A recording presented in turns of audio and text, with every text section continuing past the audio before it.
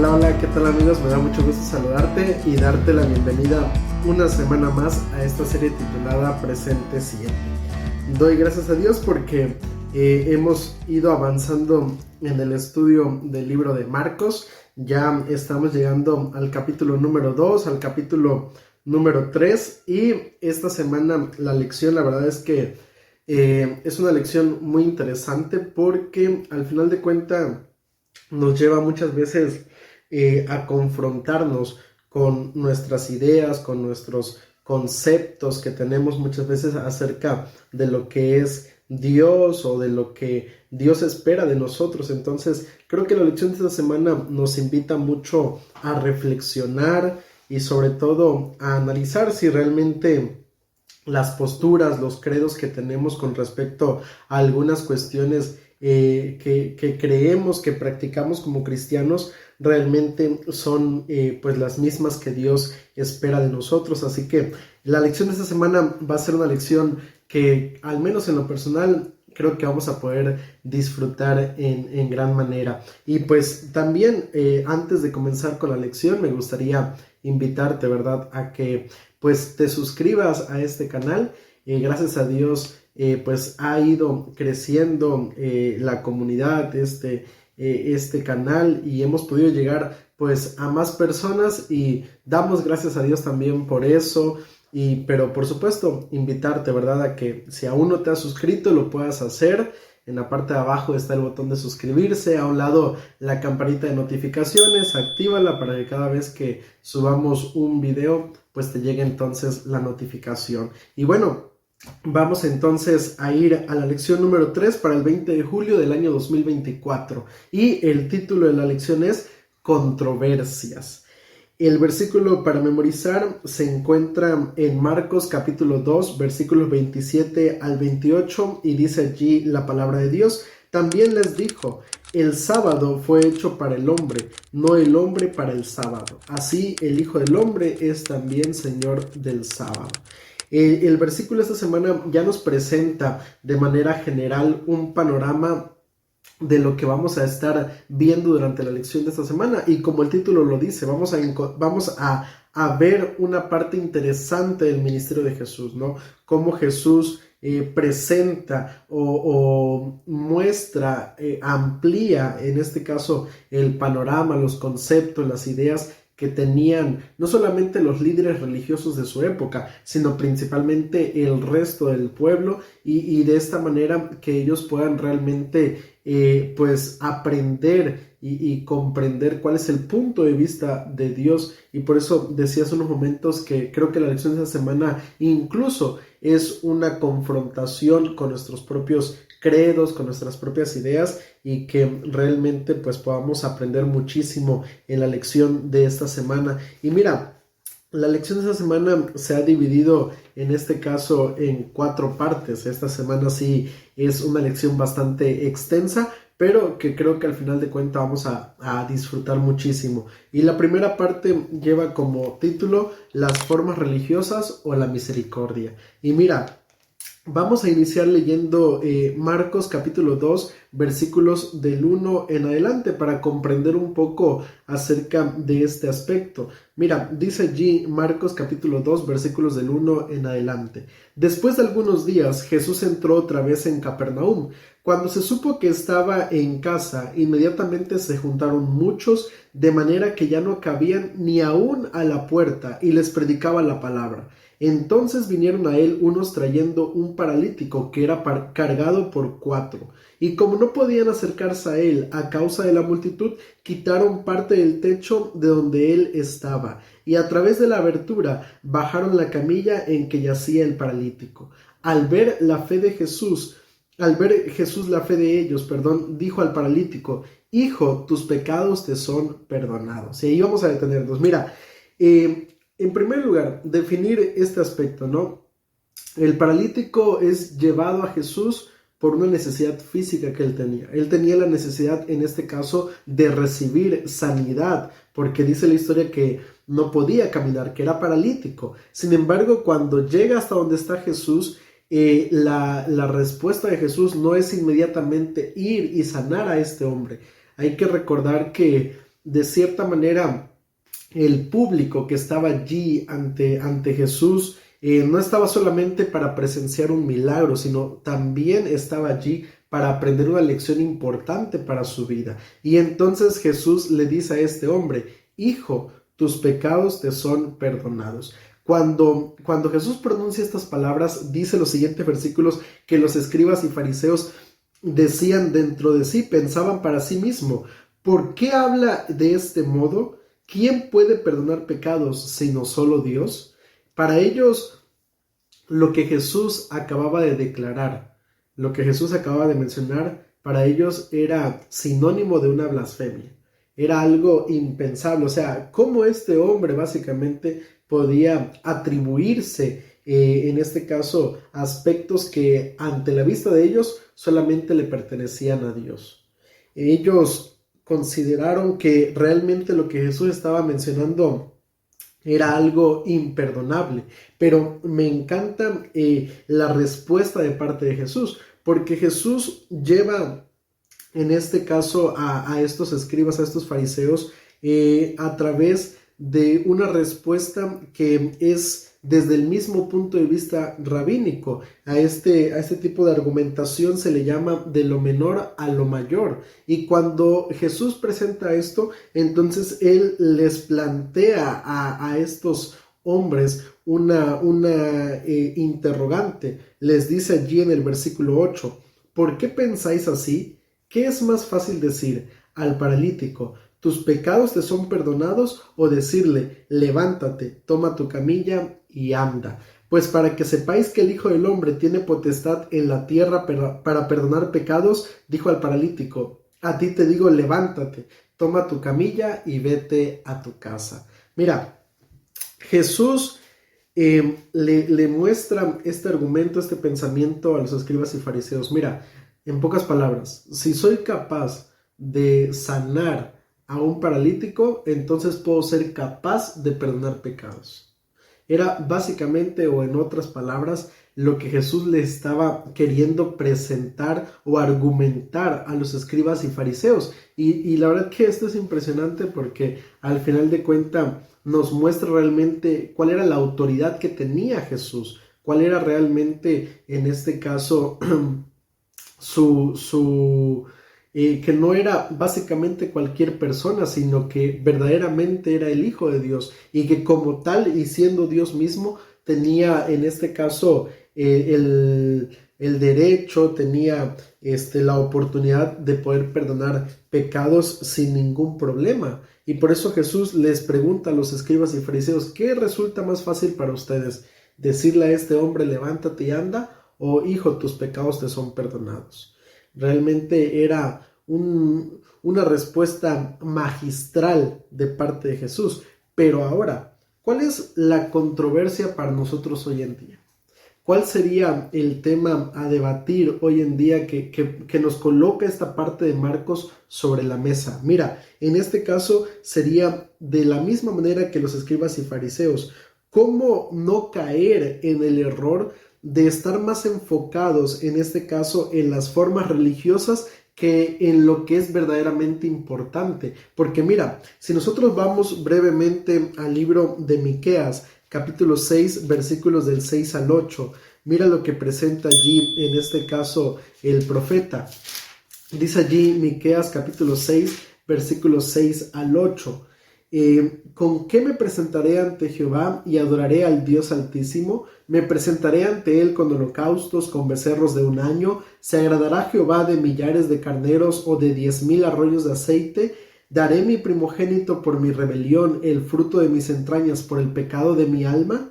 Hombre, él te ha declarado lo que es bueno y lo que pide Jehová de ti, solamente hacer justicia, amar misericordia y humillarte ante tu Dios. El problema de hoy en día es que muchas veces nosotros como cristianos estamos tristemente más enfocados en las formas religiosas, es decir, defendemos a Dios como si Dios necesitara de un guardaespaldas, de alguien que estuviera allí para defenderlo, porque Él no puede defenderse a sí mismo. Pero la realidad es todo lo contrario. Realmente Dios no necesita del ser humano para ser defendido. Sin embargo, muchas veces nos centramos más en el aspecto de que se debe hacer esto, se debe hacer lo otro, se debe hacer aquí o allá, y nos olvidamos muchas veces de que lo más importante es el ser humano. Lo más importante es aquella persona que está sufriente, que está dolida. Y es aquí, en este punto, en donde el libro de Marcos nos presenta a nosotros entonces esa controversia, ese contraste también para nuestros días. ¿Cómo no caer en ese error de los escribas y fariseos? Y creo que la manera de no caer en ese error es justamente siguiendo el consejo de Miqueas. En este caso, enfocándonos, obviamente, como también el mismo Jesús lo dijo, es necesario hacer esto sin dejar de hacer lo otro.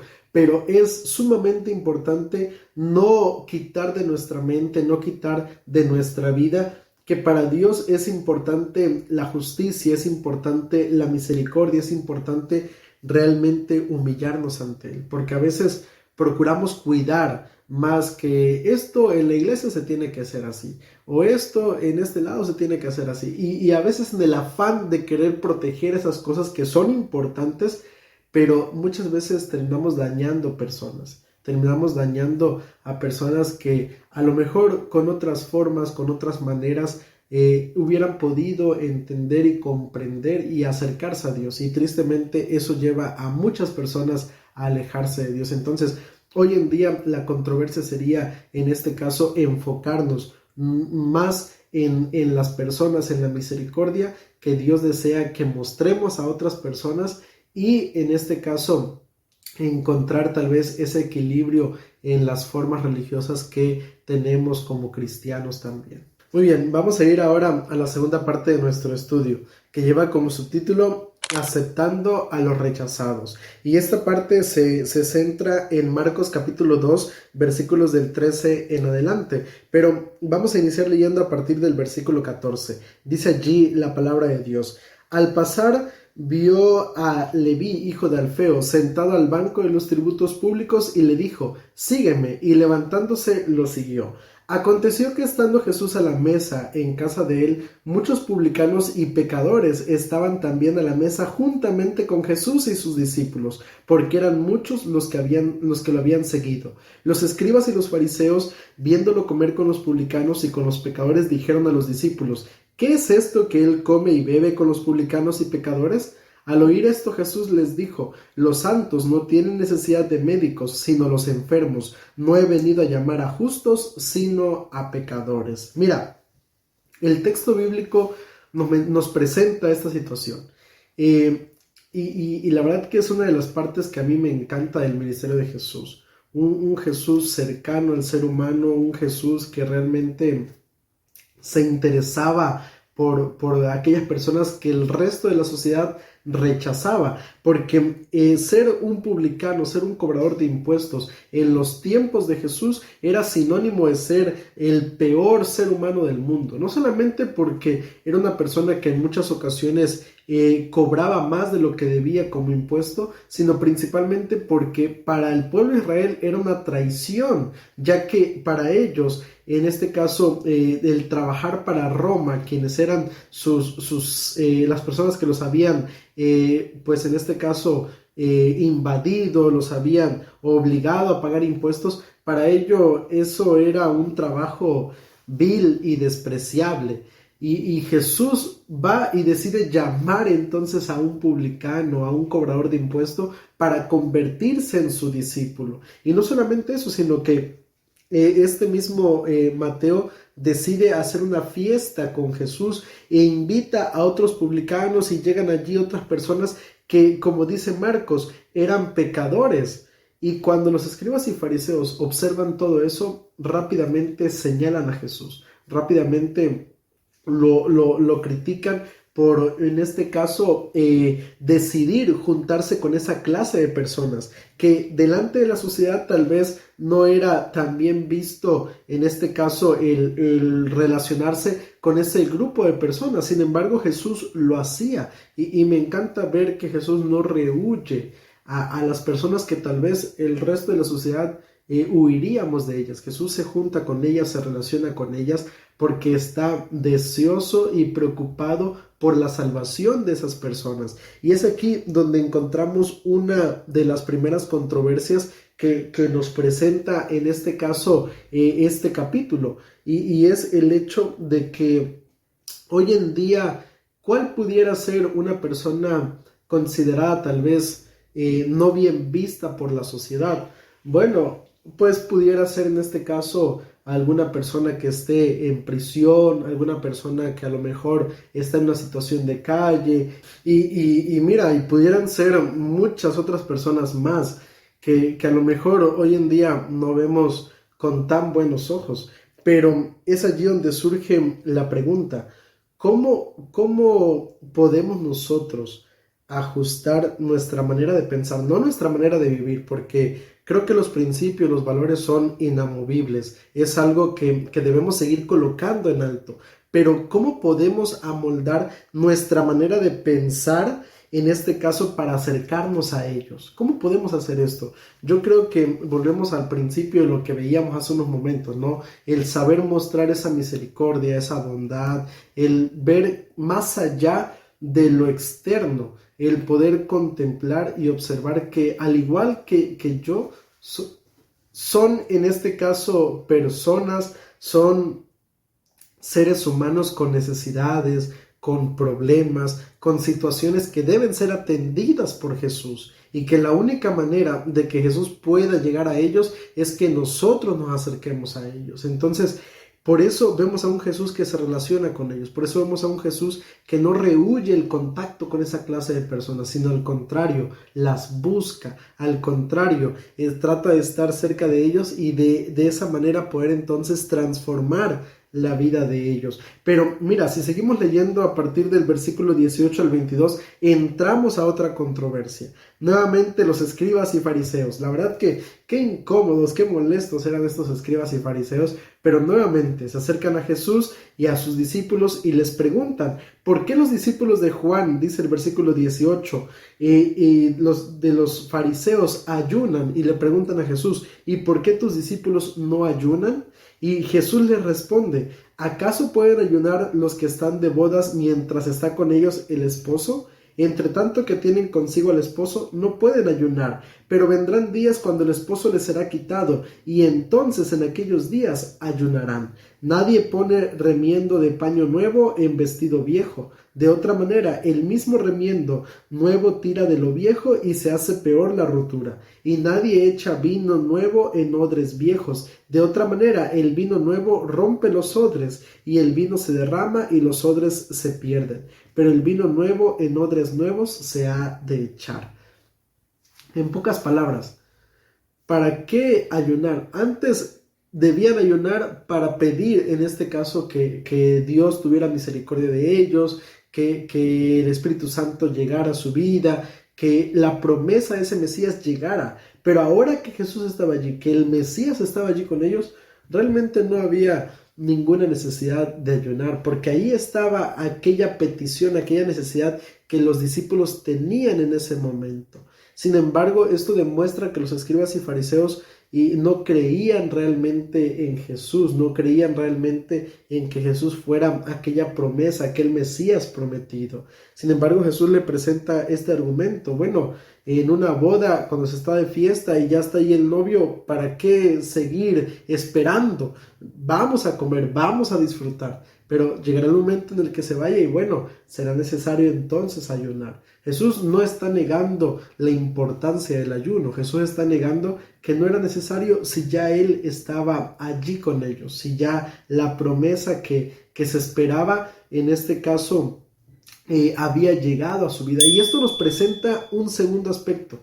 Mira, cómo a veces como cristianos, como seres humanos, nos metemos en discusiones por aspectos o cuestiones que a veces son sencillas. A veces nosotros las hacemos enormes. Y mira, cabe mencionar, porque estoy seguro que esta lección, a lo mejor con todo lo que estoy mencionando, va a causar controversia en muchas personas también, y a lo mejor muchos no coincidirán en lo que estoy expresando, pero muchas veces, te pongo un ejemplo, muchas veces como cristianos nos enfocamos en que, bueno, la vestimenta tiene que ser así. Y yo no estoy negando la importancia del buen vestir. Claro, hay que vestirse correctamente, hay que ir a la iglesia con lo mejor que tengamos, porque vamos delante de la presencia de nuestro Dios y demás, y no vamos a un parque, no vamos a otro lado. Yo no estoy diciendo que no es importante eso, pero el problema es cuando muchas veces nos centramos en aspectos que son importantes, pero no son asuntos de salvación, no son asuntos que al final nos vayan a alejar o acercar más a Dios, sino que al contrario, realmente ocupan un segundo plano de lo que es verdaderamente importante, y que incluso yo lo he mencionado, porque el asunto del vestir, el asunto de la música, el asunto de esos temas tiene más que ver, son el reflejo del verdadero síntoma, que es muchas veces una falta de relación personal con Dios. Cuando el ser humano tiene una relación personal con Dios, busca agradar a Dios. Y en este caso cambia muchos aspectos, cambia la música que escucha, cambia la vestimenta, cambia la manera de adorar, cambian muchas cosas. Pero cuando el cristiano le está haciendo falta esa relación personal con Dios, es entonces cuando en este caso el cristiano está allí tal vez siguiendo con ciertas cosas que no ha podido comprender y que no ha podido cambiar, pero también el que yo me enfoque mucho en esa cuestión o el que yo me pase señalando esos aspectos, me lleva entonces a darme cuenta, o nos debería llevar entonces a darnos cuenta que tal vez, y solo tal vez, también nosotros estamos teniendo un problema en nuestra vida espiritual. Entonces, son aspectos importantes. Por eso es un aspecto que a mí me gustaría resaltar, cómo muchas veces nos centramos en cosas que son importantes, que son necesarias para el mejoramiento de la vida espiritual, pero que al final de cuentas son simplemente algunas ideas o conceptos o pensamientos propios, más allá de cuestiones o ideas que muchas veces la Biblia realmente nos pueda llegar a presentar, ¿no? Entonces, no caer en esos errores. Creo que es importante en este caso encontrar un equilibrio, sobre todo eso, un equilibrio en nuestra vida espiritual. Vamos a la tercera parte de nuestro estudio, que lleva como subtítulo el sábado. En esta parte vamos a analizar de igual manera algunos puntos controversiales que Jesús tuvo en su ministerio terrenal con los escribas y fariseos. Te digo la verdad que estos personajes eran personas que realmente le hacían complicado el ministerio de Jesús en esta tierra, y antes de que toquemos este punto, la verdad es que sí me quedo reflexionando, pensando un momento, ¿no? ¿Cuántas veces a lo mejor no hemos caído en el error de ser nosotros una piedra de tropiezo, un impedimento para el ministerio de otras personas o para el avance en la vida espiritual de otras personas? De verdad, creo que sí debemos ser muy cuidadosos de no tomar esta actitud de los fariseos, de los escribas, y llegar a ser piedra de tropiezo en el avance de la obra de Dios o en el avance de la vida espiritual de alguna persona, ¿no? Porque en el ministerio de Jesús, de verdad, fue grande su lucha que mantuvo con estas personas, ¿no? Y mira, en el versículo 23 del capítulo 2 de Marcos, aparecen, en este caso, dice allí el texto bíblico: aconteció que al pasar él por los sembrados un sábado con sus discípulos, mientras andaban, comenzaron a arrancar espigas. Entonces los fariseos le dijeron: mira, ¿por qué hacen en sábado lo que no es lícito? Pero él les dijo: ¿nunca leísteis lo que hizo David cuando tuvo necesidad y sintió hambre él y los que con él estaban? ¿Cómo entró en la casa de Dios siendo Abiatar sumo sacerdote y comió los panes de la proposición, de los cuales no es lícito comer sino a los sacerdotes, y aún dio a los que con él estaban? También les dijo: el sábado fue hecho por causa del hombre y no el hombre por causa del sábado. Por tanto, el Hijo del Hombre es Señor aún del sábado.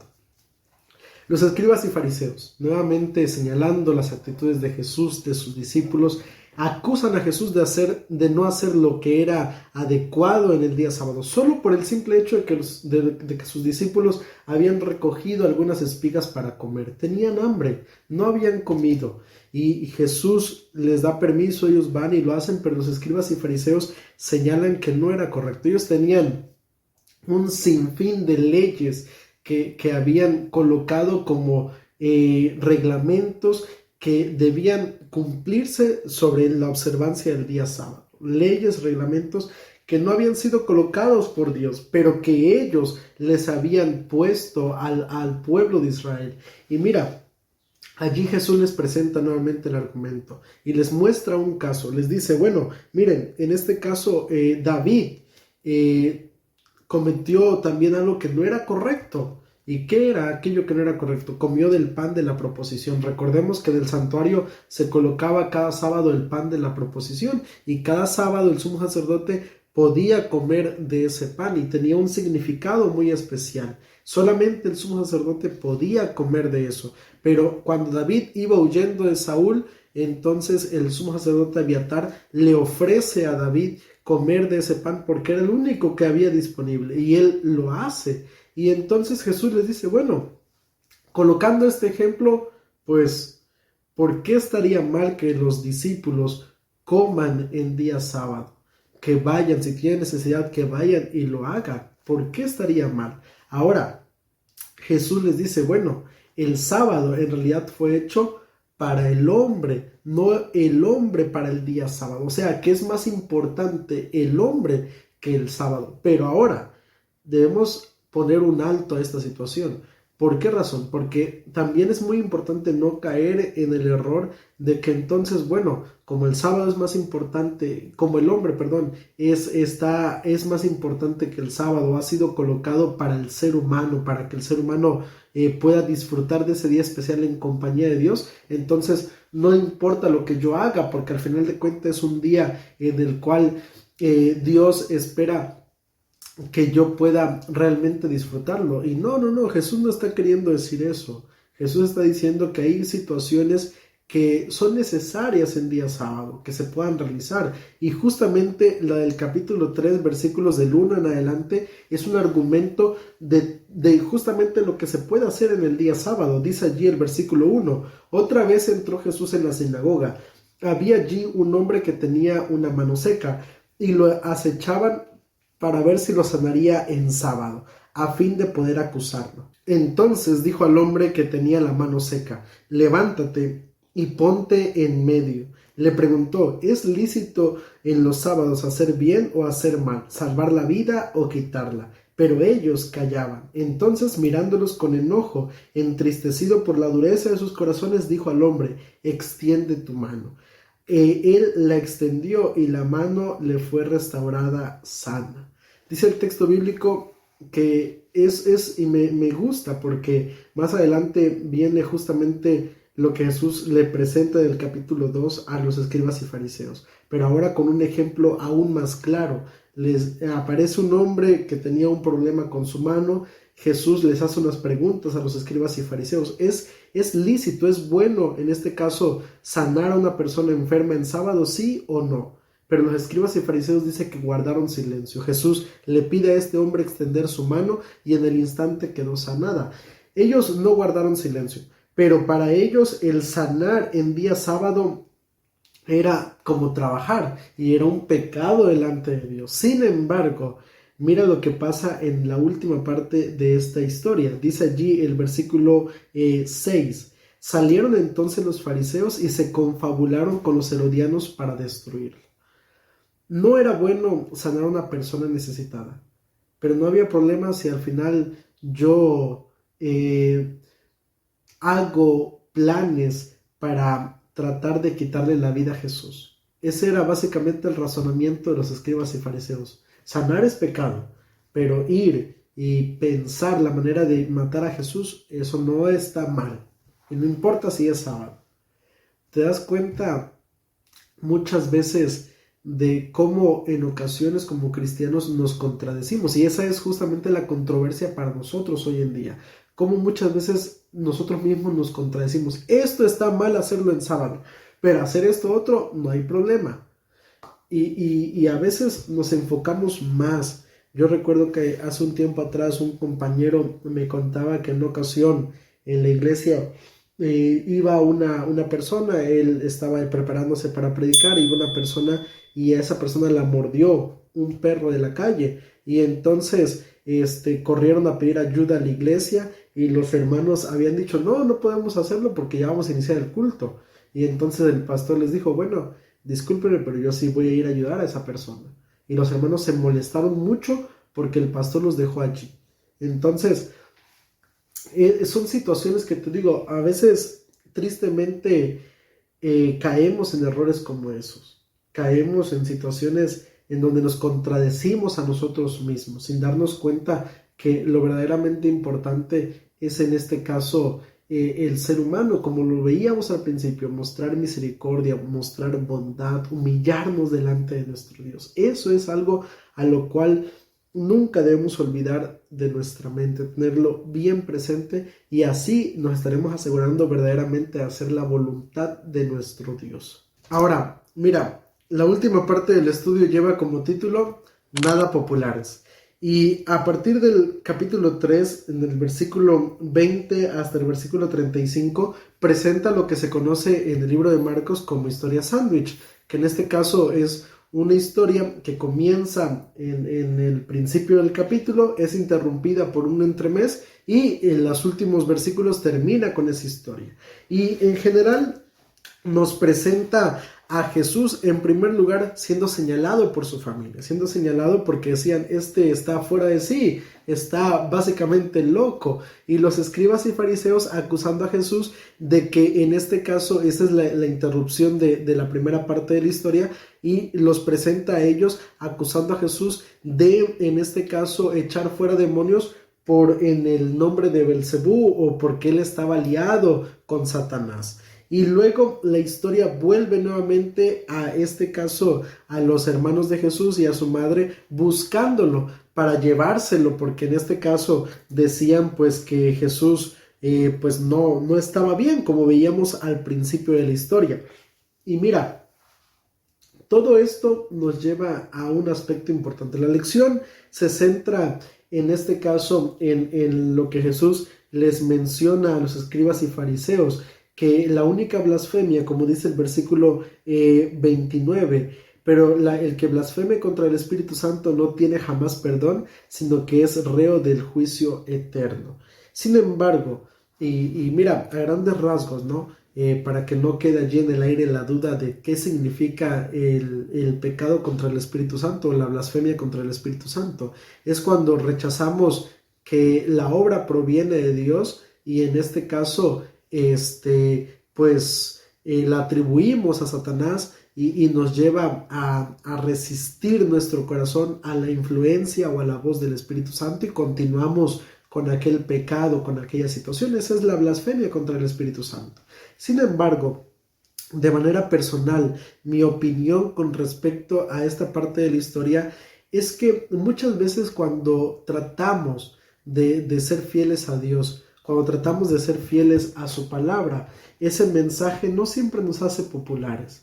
Ese mensaje nos lleva al mismo concepto o a la misma idea en la que tenían a Jesús. Una idea en la que Jesús era un alborotador, en la que Jesús era un hombre que se juntaba con pecadores, en la que Jesús era alguien que venía de parte de Satanás, en el que Jesús estaba enloquecido y muchas ideas que no nos hacen nada populares delante de la vista de otras personas.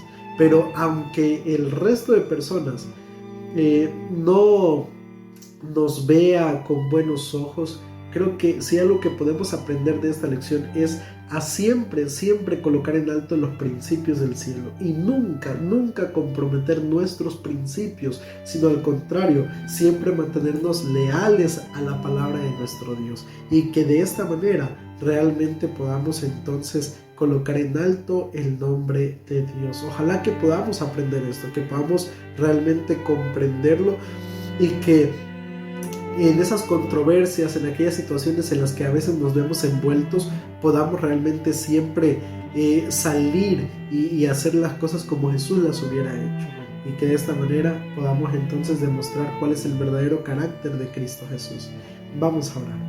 Querido Padre, alabado y glorificado sea tu nombre. Gracias te damos por permitirnos, Señor, llevar a cabo este repaso. Una lección bastante extensa y que creo que nos enseña muchísimas cosas más, Padre. Pero a grandes rasgos es poco lo que hemos podido extraer tal vez, pero ojalá que haya quedado comprendido en la mente de cada uno de tus hijos y que así, Señor, podamos siempre hacer las cosas conforme a tu voluntad. Nos colocamos en tus manos y te lo pedimos todo en el nombre de Cristo Jesús. Amén.